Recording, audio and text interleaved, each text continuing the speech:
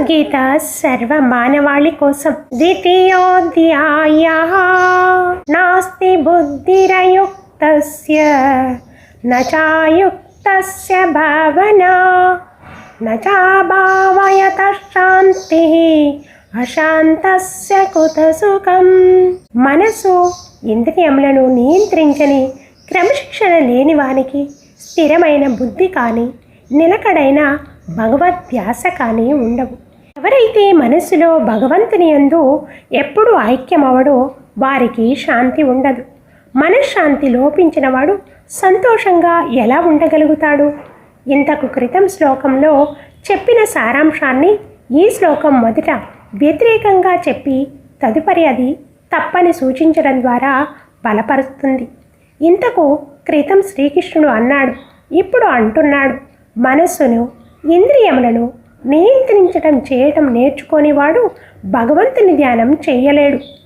దివ్యమైన ఆనందాన్ని కూడా పొందలేడు. ఉన్నతమైన అనుభూతిని రుచి చూడకుండా నిమ్నస్థాయి రుచిని త్యాజించడం సాధ్యం కాదు. ఈ ప్రఖ్యాత సంస్కృత శ్లోకంలో ఒక తేనెటీగ కథను చెబుతుంది. ఒక తేనెటీగ ఒక తామర పువ్వుపై దాని మకరందాన్ని గ్రోణుతూ కూర్చుని ఉంది. సూర్యుడు అస్తమించే కొలది ఆ పువ్వు రెక్కలు మూసుకోసాగాయి. కానీ ఆ తేనెటీగ తన ఇంద్రియ సుఖాలను అనుభవించటంలో ఎంతో అనురాగంతో ఉందంటే అది ఎగిరిపోవటానికి నిరాకరించింది. అది ఇంకా పువ్వు మూసుకుపోవటానికి సమయం ఉంది, ఇంకొంచెం మకరందం ఆస్వాదించని అని అనుకుంటుంది.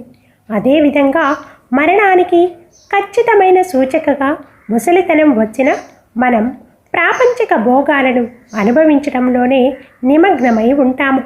ఈలోగా చీకటి అయింది. తామర పువ్వు పూర్తిగా మూసుకుపోయింది. అందులో ఆ తేనెటీగ చిక్కుకుపోయింది. అది ఇలా, పోనీలే, ఈ రాత్రికి ఈ నా ప్రియమైన పువ్వులోనే ఉంటాను. రేపు పొద్దున్నే పూర్వీకులు ఉచ్చుకున్నప్పుడు నేను ఎగిరిపోతాను అనుకుంటుంది. కాష్టమేదో నిపుణోతి సంగ్రోహే కుంతితో భవతి పద్మవిభేది. ఒక తేనెటీగకి చెక్క కొయ్య తొలిచే శక్తి ఉంటుంది.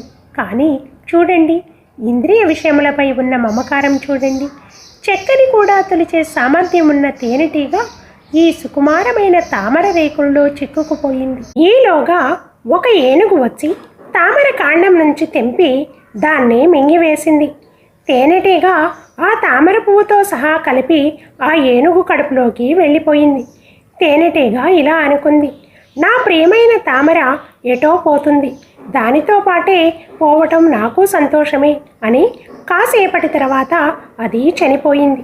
అదేవిధంగా మనం మానవులం కూడా ఇంద్రియములను తృప్తిపరచడంలోనే నిమగ్నమై ఉండి భగవంతుని భక్తిలో పాల్గొనమని సాధువులు చెప్పిన సందేశాన్ని పట్టించుకోము. చిట్ట చివరికి మరణ రూపంలో కాలం మనల్ని కబళిస్తుంది. ఎవరైతే ఇంద్రియములను నిగ్రహించి భక్తితో ఉండరో వారిని త్రిగుణాత్మకమైన మాయ బాధిస్తూనే ఉంటుంది అని ఇక్కడ శ్రీకృష్ణుడు అంటున్నాడు.